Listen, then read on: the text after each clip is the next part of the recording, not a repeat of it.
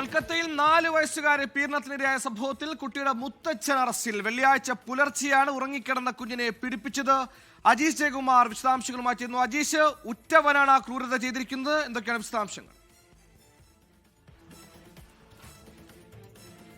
ഇന്ന് രാവിലെയാണ് പോലീസിൽ ഈ കേസിൽ ഒരു നിർണായക അറസ്റ്റ് നടത്തിയിട്ടുള്ളത്. ഈ കുഞ്ഞിന്റെ മുത്തച്ഛനെയാണ് പോലീസ് അറസ്റ്റ് ചെയ്തിട്ടുള്ളത്. വെള്ളിയാഴ്ച പുലർച്ചെ 4 മണിയോടെയാണ് ഈ താരകേശ്വർ റെയിൽവേ സ്റ്റേഷന് സമീപത്തായി ഉറങ്ങിക്കിടന്നിരുന്ന കുഞ്ഞിനെ തട്ടിക്കൊണ്ടുപോയി പീഡിപ്പിച്ചത്.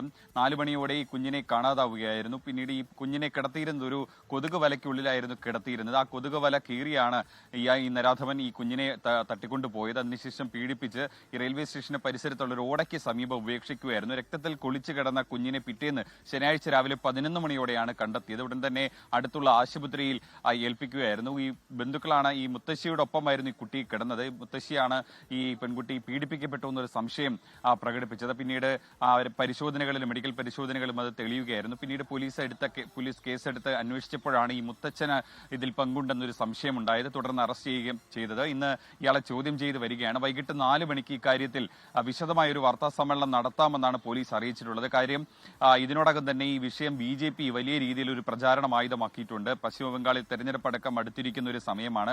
അതുകൊണ്ട് തന്നെ BJP ഈ വിഷയം ആയുധമാക്കുകയാണ്. വലിയ ചർച്ചയാവുകയാണ്. വലിയ പ്രതിഷേധമൊക്കെ ആ ഭാഗത്ത് സംഘടിപ്പിക്കുന്നുണ്ട്. എന്തായാലും വൈകിട്ട് പോലീസ് ഇക്കാര്യത്തിൽ എന്താണ് നടന്നത് എന്നുള്ളത് ഒരു വിശദമായിട്ടുള്ള ഒരു വിവരം നൽകാമെന്നാണ് അറിയിച്ചിട്ടുള്ളത്.